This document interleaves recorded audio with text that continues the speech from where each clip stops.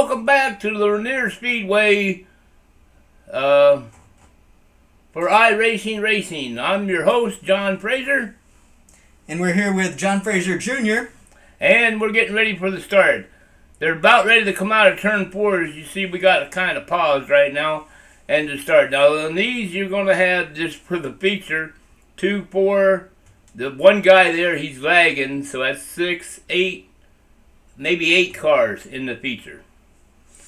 And if you're tuning in here for the first time, our last video was showing our qualification and practice session where John Fraser did get the pole position in the qualifications. And now we're about to head into the race on this Saturday afternoon with a little bit of overcast of May 30th, 2020. All right, it's a 40-lap event, and here we go. And they're coming out of turn 4, down to 1, and the race has started. And you see, I jumped out. Oh, God. Number 6 already had a little spin out there in turn 2. But there is no cautions in the rookie series. Oh, look at that guy. He spun him out. Oh, we had a little accident there. And John Fraser is still just zooming along. Idiot. Bill the Love. So it's between the 4 and the 9 right now. 4 is Bossier City Bullet. He's headed on the pole today. Oh, we had a big crash there. Now remember, I'm using just a mouse, not a steering wheel. How does that work, John, when you're using a mouse to steer? Well, I got a video game controller in one hand, using it for my gas and my brake. A is for gas, B is for brake. And then I'm using the mouse just like I would a steering wheel. Left and right? Left and right. I know that's kind of amazing, but it gets hard on the wrist. Do you think especially after 40 laps of racing. Is that a technology they'll ever adapt to the cars, or no? Or is steering wheel a better option? I do believe a steering wheel is a better option.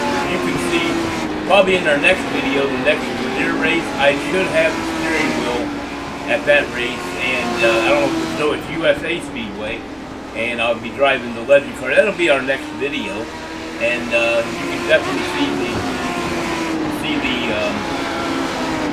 difference in the way the car handles, responds, and how the race develops and runs. It does look to see that it's not much of a problem here. Bossier City Bullet is still holding on the pole position this entire time, but we do have car number 3 on your trail. Yeah, I think he stayed there pretty much the whole race, really close. I can't remember. You're talking something that happened over a day ago. It's about as good as my memory is. So more than a day old. The race is very close here, at least between these two cars, though. Oh, it looks like about maybe 3, 4 car lengths. And he's getting a better bike coming out of 1 and 2, or out of the turn. And I'm getting better going into the turn. At that time, I kind of opened up a lead. There was another spinner, almost took him out. Uh-oh, here we got one setting high, and he stays high, and that's a good thing. Usually, a lot of times, the car comes down right in front of you, and you can't do nothing about it, and that pretty much wins the race. Yeah, and these no-caution races, it's kind of not only are you racing against the second-place person, but you're also racing against all the crashed cars and obstacles in your path. That can come in. Like I say, it's a way of learning how to handle a race car, and I guess that's pretty much what they think the Legend Series was. I kind of wish iRacing would develop a higher form of Legend Racing where there is caution, because that's a fun little car to drive.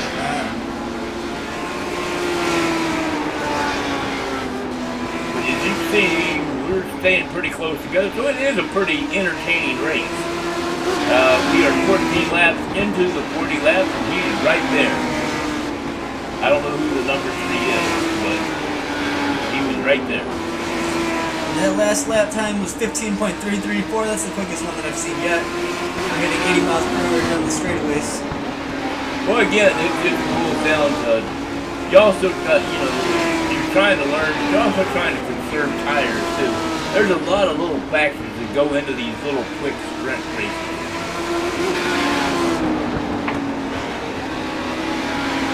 It really is a practice craft where you can actually get, better over time when you understand your car and the track and the weather and everything. And like I say, I'm still using a mouse, probably holding the guy off that has the steering wheel, because he's staying pretty consistently low, where I've got a little bit of a delay, so it kind of makes you drift just a tad bit higher than... A little high there. Let's see if the 3-car can take advantage of this mouse situation, though. So far, he's just been being on your tail this entire time, 3 to 4 car lengths back. Oh, he kind of lost it out of the turn, and guess what? That just opened the big lead up for me. Big lead. That's what can happen when you're in the rookie series. You get that little bit of confidence, thinking you know everything, and then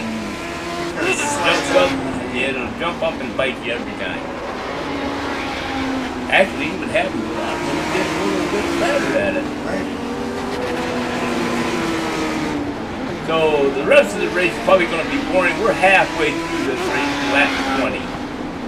And now I'm coming up on some lap cars. You can see his, barely see, maybe. He's done lost his front end. He's taking some damage and some crashes already.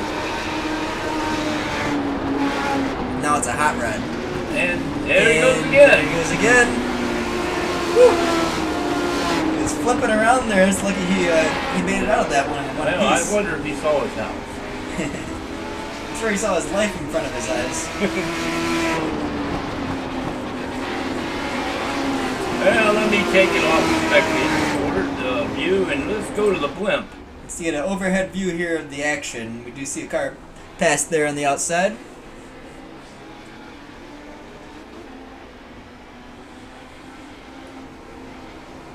It is pretty smooth riding there for Bossier City Bullet. You can see he's cruising around while everyone else is floundering, even with a mouse.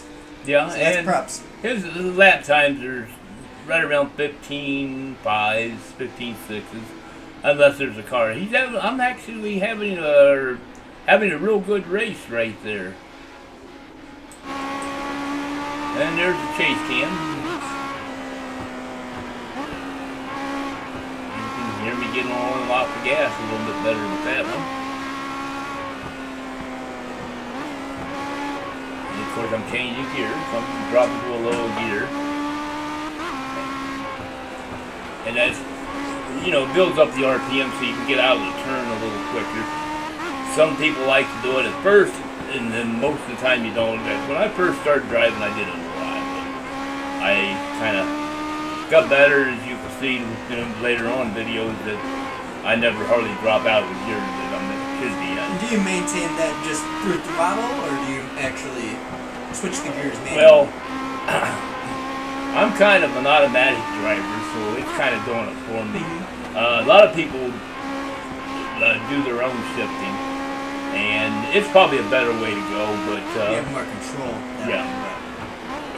But then we're coming up on some lap cars that are having some serious racing issues up here ahead of us. It is a close pack up ahead.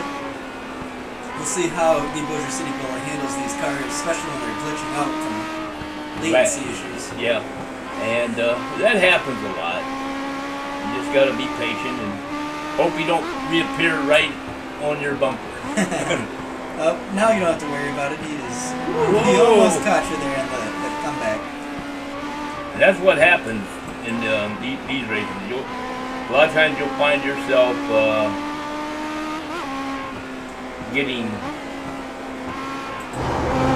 into the situation where people cut you off, just like he just did.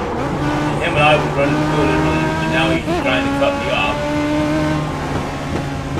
Now he's trying to force me down the track. You have to be very careful, because sometimes the lap cars have nothing to lose.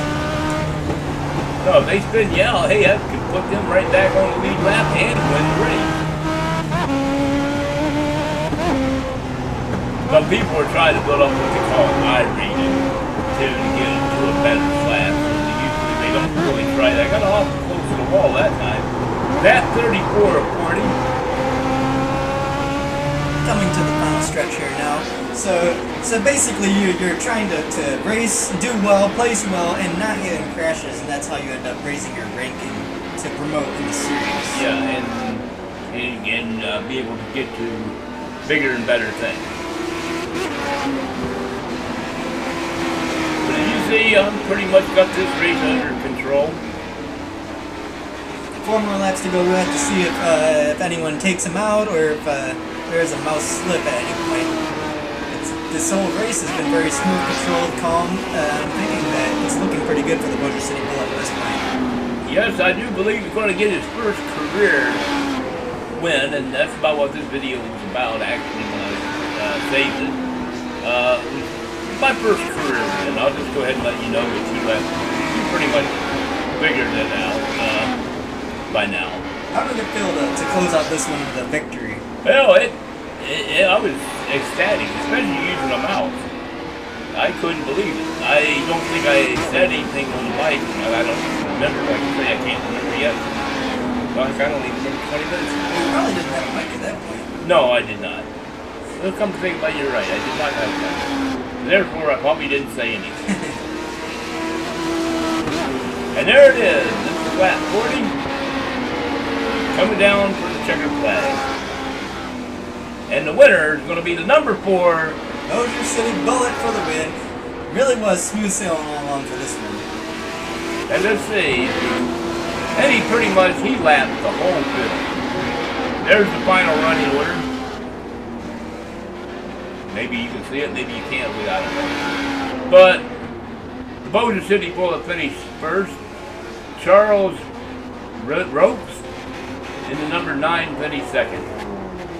We do have the 3rd place finisher of Benoit Beauchamp, 2. And Jeremy Anderson, 5, finished 4th, car number 11. Bruce Ladeau, car number 5, finishing 5th. Alright, this has been Bossier City Bullet Racing. We'll see you on the flip side. Thanks a lot, folks. Appreciate you for tuning in. And remember to subscribe and follow.